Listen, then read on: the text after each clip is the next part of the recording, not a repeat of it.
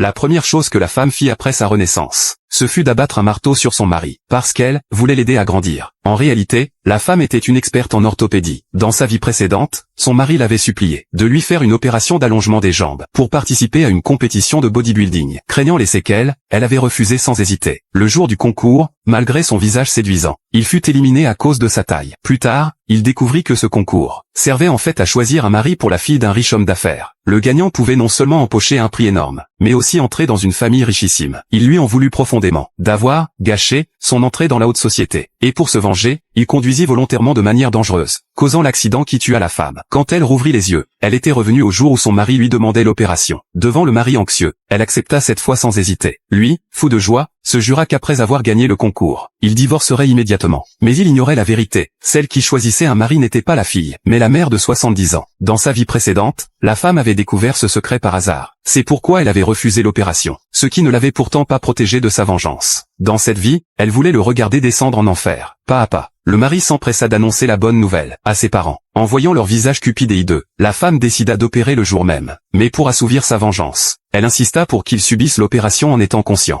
Il fut forcé d'accepter. Elle prit alors le plus gros marteau de l'hôpital. Un cri déchirant retentit, et le mari perdit connaissance de douleur. Quand il rouvrit les yeux, il était déjà de retour dans sa chambre. Voyant ses jambes plus longues, il se mit à pleurer de joie. Il n'aurait jamais imaginé qu'en une demi-journée, sa femme pouvait lui faire gagner 10 centimètres. Mais avant qu'il ne se réjouisse trop longtemps, une douleur atroce envahit ses jambes. La femme expliqua qu'il aurait besoin d'un mois de récupération. Furieux, lui et ses parents l'accusèrent d'avoir fait l'exprès, car il devait participer au concours très bientôt. Elle proposa alors un fixateur externe, mais prévint des effets secondaires sévères. À chaque pas, une douleur insupportable. Alors qu'il hésitait, un appel de l'organisation du concours arriva, lui ordonnant de se présenter immédiatement, pour ne pas rater sa chance de devenir le gendre d'une famille richissime. Il ignora les mises en garde et fit poser le fixateur. Le concours avait déjà commencé. Au moment où l'animateur s'apprêtait à annoncer son forfait, il fit irruption dans la salle. Son allure impressionnante apparut aussitôt sur les écrans. L'animateur voulut l'éliminer pour retard. Mais la fille du riche homme d'affaires se leva brusquement. Pas besoin de continuer, le champion, c'est lui. Il remporta donc le titre. Après le concours, la jeune femme l'appela en coulisses, sans même lui laisser ouvrir la bouche. Il s'empressa de déclarer qu'il acceptait volontiers d'entrer dans leur famille. Surprise, elle répondit, « Très bien, dans 3 jours, le mariage aura lieu. » 3 jours plus tard, la famille du mari arriva, vêtue de leurs plus beaux habits. Les invités leur jetèrent des regards pleins de pitié. Comment un homme pouvait-il accepter d'épouser une vieille femme, alors qu'il croyait son rêve enfin réalisé? Sa femme, celle qui s'était réincarnée, arriva soudain à la cérémonie. Sous ses incitations, les invités exigèrent que le mari aille chercher lui-même la mariée. Il dut donc se rendre à la loge, suivi de la foule. Dans la loge, la vieille dame attendait déjà.